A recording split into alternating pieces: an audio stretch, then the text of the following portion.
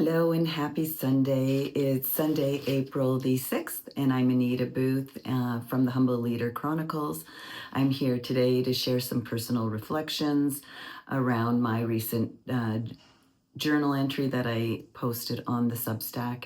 And this entry is really around faith. And I think I'll be talking about faith for the next little bit and how faith plays a big role in our life and in leadership.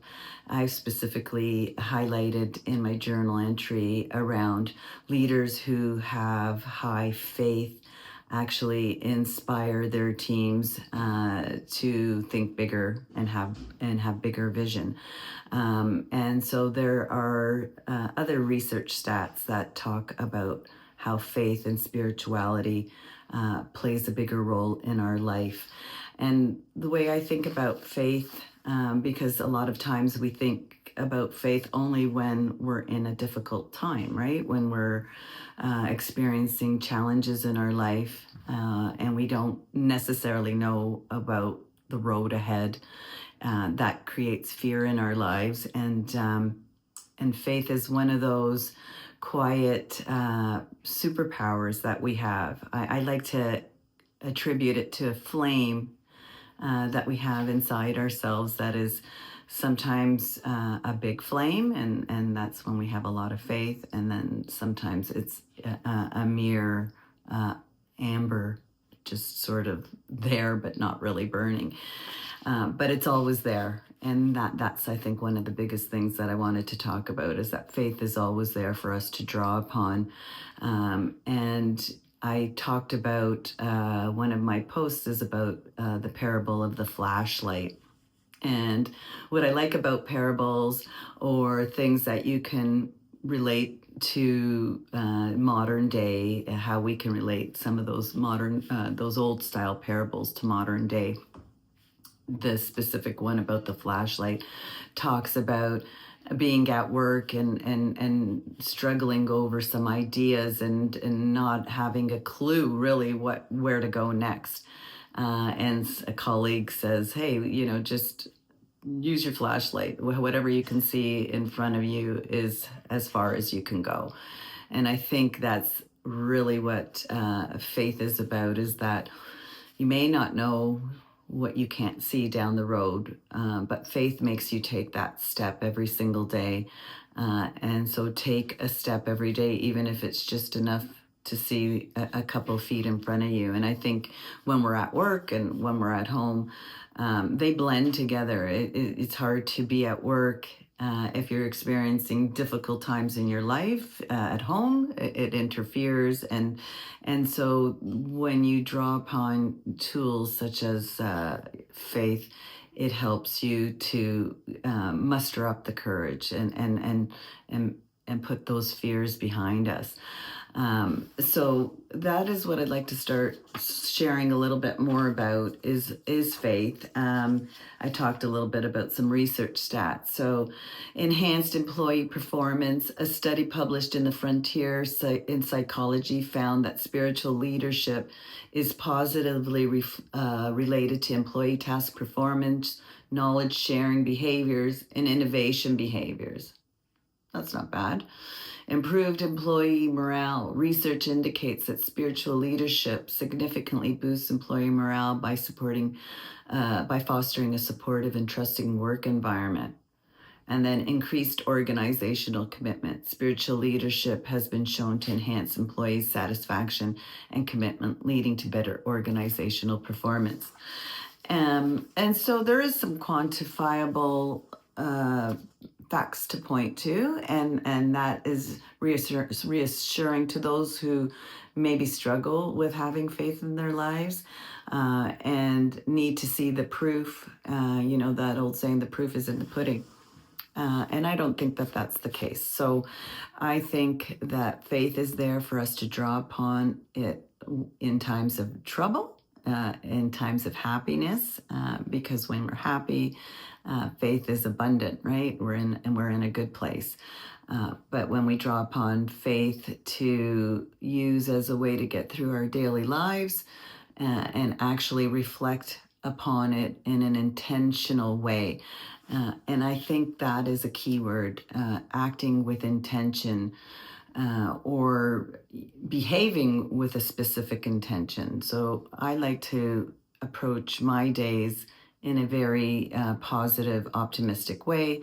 Not always does that happen every single day because, again, life plays into it. I might have been sick the night before, or I'm dealing with a sick mom-in-law, and those things, they weigh on us, and we come to work, but there's the stress of work and your team looks to you.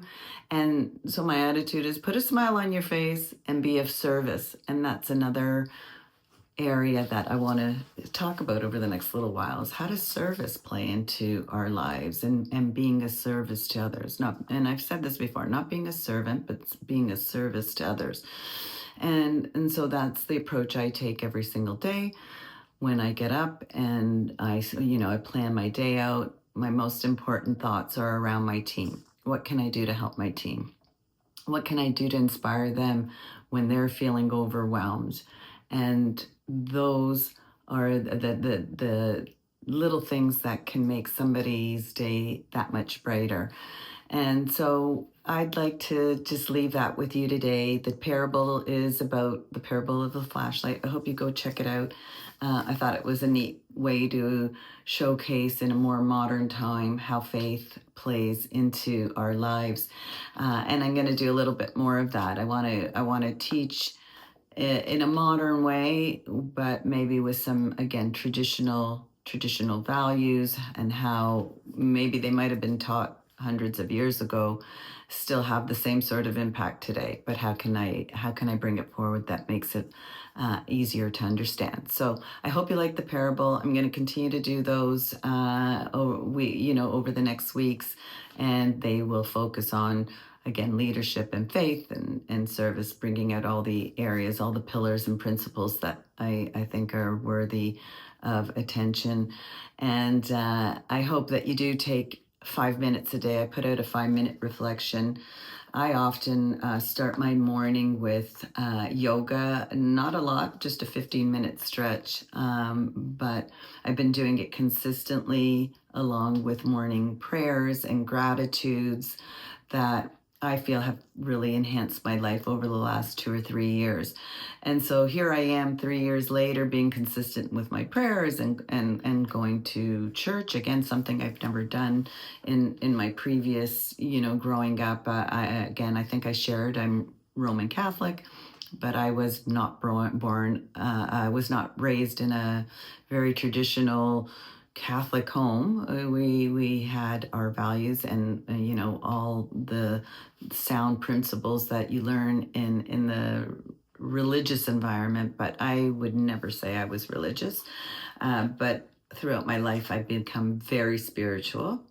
I've written a book about spirituality, and now I'm really going deeper into my faith. And faith is, like I said, it's not a religious ownership, and only those who are Catholic, or only those who are everybody has access to faith, whether you believe in a God or a higher power or the universe, whatever it is that sets your North Star, is really what we're talking about here. It's finding something within us, that flame that is enkindled in all of us. And so I am not here to be preaching too much about one religion or another. That's definitely not what I'm here to do. I'm here just to share something that I feel really passionate about. And I had a girlfriend who said, "You have to find your voice, and what is it that you stand for?" And that really resonated with me. And I think people who know me and who have had me as a boss, or had me as a friend, sister, any of those things, they probably would say that I'm probably one of the most empathetic, people they've, had in their lives. I, again, just want to see people be happy. I want to see people, be living in peace. And peace comes in a lot of forms. It's not just peace, war and peace, but it's peace in our lives, peace in our mind, the peace of calm. And so I leave you that today. I wish you a wonderful week ahead, a blessed week ahead. And I hope you take 5 minutes a day just to find your calm, find your peace, and find your faith.